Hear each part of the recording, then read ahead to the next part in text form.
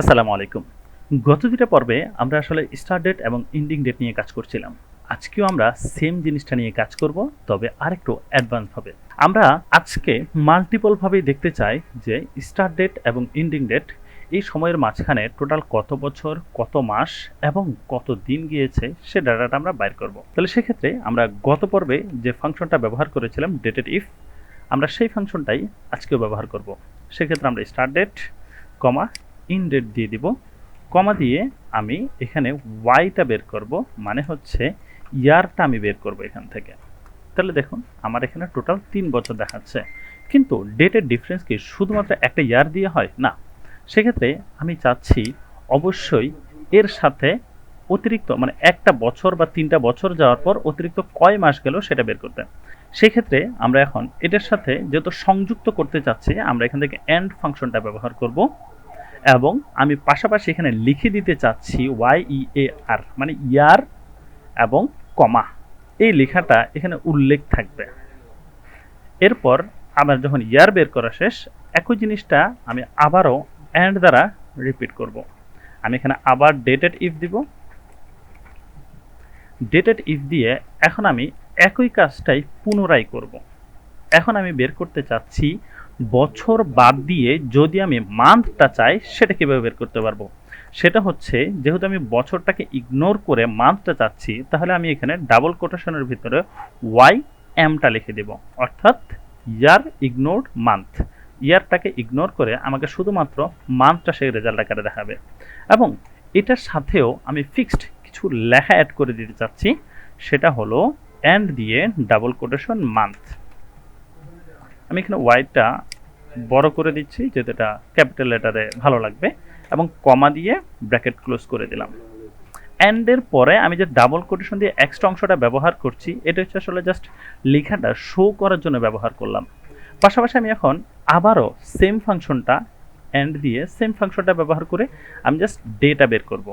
তাহলে আমি বছর বের করলাম, মাস বের করলাম, এখন আমি চাচ্ছি বছর এবং মাস বাদ দিলে কত ডেট অবশিষ্ট থাকে। সো আমরা এখানের মধ্যে আবারও ব্যবহার করব ডেটেড ইফ, এবং আমরা সেমভাবে start date comma end date কমা।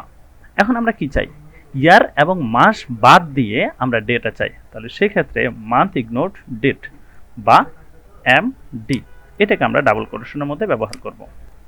এই হলো আমাদের কাজ।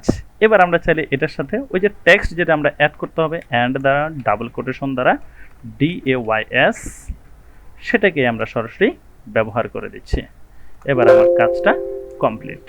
তাহলে দেখুন আমার এখানে কিভাবে শো করছে 3 ইয়ার্স 5 মান্থস 9 ডেজ। আমরা যদি এখানে একটু খেয়াল করি, কয়েকটা জিনিস কিন্তু আমার এখানে অতিরিক্ত লেখা আকারে আসছে।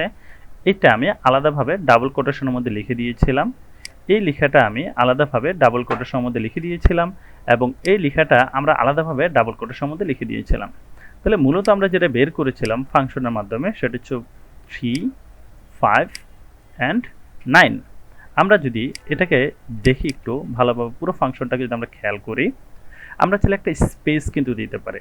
যেমন ইয়ারের আগে যদি আমরা একটা স্পেস দিই, এরপর মান্থের আগে যদি আমরা একটা স্পেস দিতে চাই, কিংবা ডেসের আগে যদি একটা স্পেস দিতে চাই, সেটা কিন্তু দিতে পারে।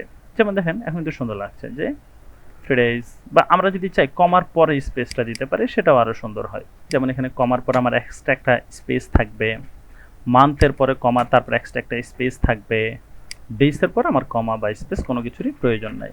সো আমরা এখানে দেখতে পাচ্ছি 3 ইয়ার 5 মান্থ 9 ডেজ। আমরা চাইলে কিন্তু আরও একটা কাজ করতে পারি, সেটা হচ্ছে আমরা চাইলে ইয়ারের আগে, মান্থের আগে এবং ডেজের আগে এখানে একটা করে স্পেস দিয়ে দিতে পারি। সেক্ষেত্রে দেখেন খুব সুন্দরভাবে আমার এখানে ডিউরেশনটা দেখাচ্ছে, কোনটা কত বছর, কত মাস এবং কত দিনের ডিউরেশন আমার এখানে থাকবে। এটা আপনাদের কাছে একটু কমপ্লিকেটেড মনে হতে পারে, কারণটা হচ্ছে আমরা এখানে অনেকগুলো জিনিস ব্যবহার করেছি।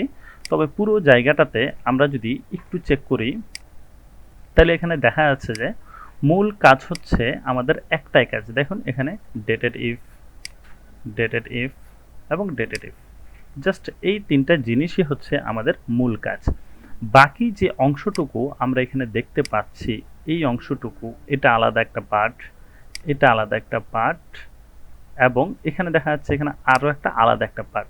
তো এখানে টোটাল দেখেন আমাদের এখানে কয়টা পার্ট হচ্ছে, 1 2 3 4 5 6 প্রত্যেকটা পার্টকে আমরা কিন্তু অ্যান্ড দ্বারা সংযুক্ত করলাম। দেখেন এখানে একটু ভালোভাবে খেয়াল করলে প্রত্যেকটা পার্টের পরে আমরা একটা একটা করে অ্যান্ড ব্যবহার করেছি।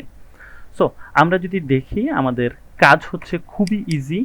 আমরা ডেটেড ইফ দ্বারা একটা নির্দিষ্ট রেজাল্ট বের করছি, অ্যান্ড দ্বারা সংযুক্ত করে যা লিখতে চাচ্ছি সেটাকে লিখে দিচ্ছি, আবার অ্যান্ড দ্বারা সংযুক্ত করে একটা নির্দিষ্ট রেজাল্ট বের করছি, আবার অ্যান্ড দ্বারা সংযুক্ত করে একটা নির্দিষ্ট টেক্সট লিখে দিচ্ছি, আবারও অ্যান্ড সংযুক্ত করে একটা নির্দিষ্ট রেজাল্ট বের করে সর্বশেষ আবারও অ্যান্ড যুক্ত করে যা আমি লিখে দিতে চাচ্ছি সর্বশেষ সেটাই লিখে দিতে পারছি।